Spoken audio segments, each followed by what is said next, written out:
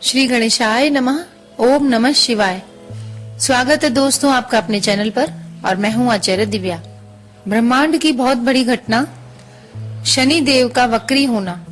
तो 17 जून 2023 को रात को 10:22 पे शनि महाराज वक्री होंगे और अपनी ही कुंभ राशि में होंगे, जो कि 4 नवंबर तक वक्री रहेंगे। शनि देव जो हैं न्याय फलदाता होते हैं, कर्म फलदाता होते हैं, और जो कुंभ राशि है जिसमें ये वक्री होने जा रहे हैं वह भी राशि मेहनत की, कर्म की, हार्डवर्क की होती है। तो शनि के वक्री होने का आपके लग्न पे, आपकी राशि पे क्या प्रभाव पड़ेगा, ये जानने से पहले मैं आपको बताना चाहूंगी वक्री ग्रह कहते किसे हैं। देखिए, वक्री ग्रह का होना मतलब ग्रह कोई अपना उल्टी चाल नहीं चलता, जैसे कि हेडिंग्स आते हैं आजकल वीडियोस में। ग्रह अपनी गति से चलते रहते हैं, लेकिन वो वक्री महसूस होते हैं किसी दूसरे ग्रह से। जैसे 2 गाड़ियां चल रही हों, एक गाड़ी की स्पीड तेज हो और दूसरी गाड़ी की स्लो हो जाए। पहले दोनों गाड़ियां बराबर चल रही हों, एक गाड़ी फिर उससे अचानक स्लो हो जाए, तो दूसरी गाड़ी में बैठे हुए लोगों को लगेगा कि वह गाड़ी पीछे की ओर जा रही है। तो इसी तरह से पृथ्वी पर बैठे लोगों को अब महसूस होगा कि शनि महाराज पीछे की ओर जा रहे हैं, यानी टेढ़े हो गए हैं, वक्री हो गए हैं।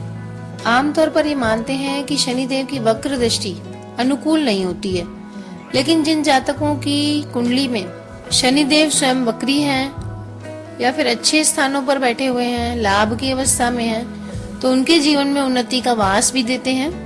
हालांकि वक्री ग्रह का प्रभाव है, इस बारे में 2 मत है। कुछ लोग वक्री ग्रह के प्रभाव को स्लो यानी धीमा मानते हैं और कुछ लोग वक्री ग्रह के प्रभाव को तेज मानते हैं।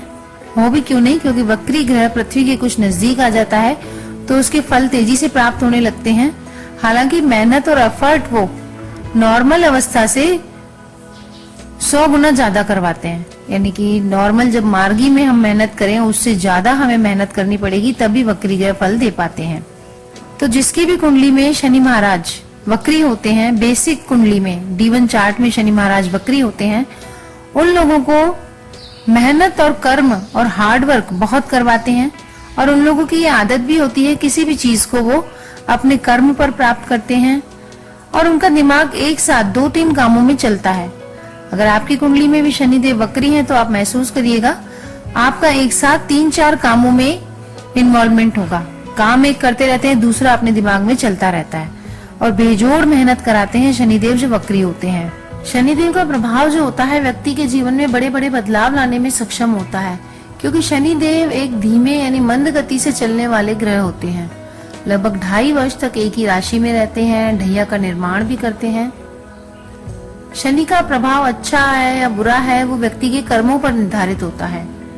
न्याय फलदाता इसलिए इनको कहते हैं, कर्म फलदाता इनको कहते हैं। व्यक्ति को अपने कर्मों के अनुसार शुभ फल देते हैं ये। हालांकि व्यक्ति को सीख देने के लिए काफी कठोर भी हो सकते हैं, लेकिन फिर भी उसको आहत करने का प्रयास नहीं करते। जिसे कहते हैं ना, उसे परीक्षा ले लेकर इतना तपाकर सोना बना देते हैं कि वह व्यक्ति अपने जीवन में काफी ठोकर खाकर मजबूत हो जाता है। और शनिदेव जहाँ बैठते हैं वहां से 3रे भाव, 7वें भाव, 10वें भाव को पूर्ण दृष्टि से देखते हैं। शनिदेव मेष राशि में नीच अवस्था में और तुला राशि में उच्च अवस्था में होते हैं। तो ऐसे शनि महाराज जो कि कर्मों का हमें फल देते हैं, ये अपनी ही कुंभ राशि में वक्री होने जा रहे हैं 17 जून को। तो आपकी लग्न राशि पर क्या प्रभाव पड़ेगा?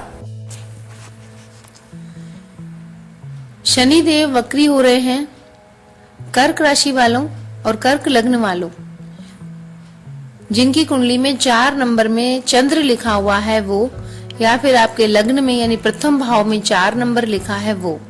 तो कर्क राशि और कर्क लग्न वाले लोगों के लिए शनि का वक्री होना क्या प्रभाव लाएगा, इसको जानने से पहले अगर आप मेरे चैनल पर नए हैं तो प्लीज चैनल को सब्सक्राइब कर लीजिए। वीडियो अगर पसंद आए तो शेयर भी करिए, कमेंट में लिखिए जय शनि महाराज।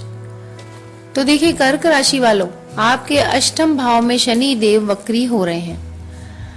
हालांकि अष्टम भाव कुंडली का अच्छा तो नहीं माना जाता और आपके ऊपर शनि की ढैया भी चल रही है। आपकी सेहत में थोड़ी बहुत ऊंच नीच दिखाई दे रही है।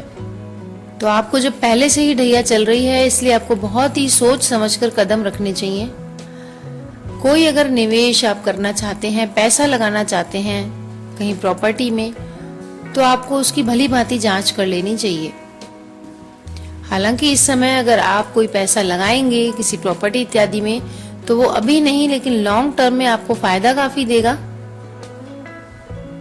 हेल्थ का आपको पूरा ध्यान रखने की मैं सलाह दूंगी, क्योंकि इस दौरान अगर आपने हेल्थ की अनदेखी करी, नजरअंदाज करा अपनी हेल्थ को, तो कोई ऐसी बीमारी या रोग आपको पकड़ सकता है जो कि काफी लंबा चले, क्योंकि शनिदेव काफी धीमे होते हैं। तो इनके गोचर में जो बीमारी लगती है हमें, वो काफी समय तक पीछा नहीं छोड़ती। वाहन चलाते समय आपको सावधानी रखनी चाहिए और मानसिक तनाव को अपने ऊपर हावी नहीं होने देना चाहिए। देखिए, सरकारी विभाग हैं या इंश्योरेंस के विभाग हैं, LIC के विभाग हैं, या आपकी कोई पैतृक संपत्ति है जिसका बंटवारा होना है, वहां से आपको अचानक से कोई बड़ा लाभ मिल सकता है। अपनी संतान की हेल्थ का भी आपको ध्यान रखना चाहिए, क्योंकि पंचम भाव पर भी शनि महाराज दृष्टि डाल रहे हैं। और आपके कर्म क्षेत्र पर, यानी जहां आप काम करते हैं वहां पर अगर आपके खिलाफ पॉलिटिक्स हो रही है तो उसको आपको नजरअंदाज करना चाहिए और अपनी मेहनत लगातार करते रहना चाहिए। बस आप अपने काम के पक्के रहिए, फिर ये विरोधी अपने आप शांत हो जाएंगे। क्योंकि शनि महाराज कितनी भी कठिन परिस्थितियां हों आपके सामने, आपको उनमें से बाहर निकाल ही लेंगे और आपको उन्नति के शिखर की ओर ले जाएंगे। बस आप अपने काम के पक्के रहिए, व्यापार में भी आपकी उन्नति होगी। हालांकि दाम्पत्य जीवन में हल्का फुल्का तनाव जारी रहेगा, लेकिन शनि महाराज का वक्रत्व आपको निराश नहीं करेगा। हालांकि प्रयास आप खूब करेंगे तो ये जो फल मिलेगा आपको काफी लॉन्ग टर्म में मिलेगा। बस ध्यान रखना है अपनी हेल्थ का और चुपचाप लगातार मेहनत करनी है। आपके विरोधियों को शनि महाराज अपने आप जवाब देंगे। अब उपाय क्या करना है आपको? देखिए, अगर आप किसी गरीब के भोजन की व्यवस्था कर सकें रोज, तो यह अति उत्तम है आपके लिए। नहीं तो शनिवार को किसी भी गरीब को एक टाइम का भोजन अवश्य उपलब्ध कराएं। और दूसरा उपाय करिए, आप चींटियों को आटा डालिए, चीनी आटा मिला के चींटियों के बिलों पर डालिए। और हनुमान चालीसा का पाठ तो आपको छोड़ना ही नहीं है। तो ये उपाय करिए, मस्त रहिए। कमेंट में लिखिए जय शनि महाराज। ऐसे ही और जानकारीपूर्ण वीडियो में फिर से मिलेंगे। तब तक नमस्कार दोस्तों।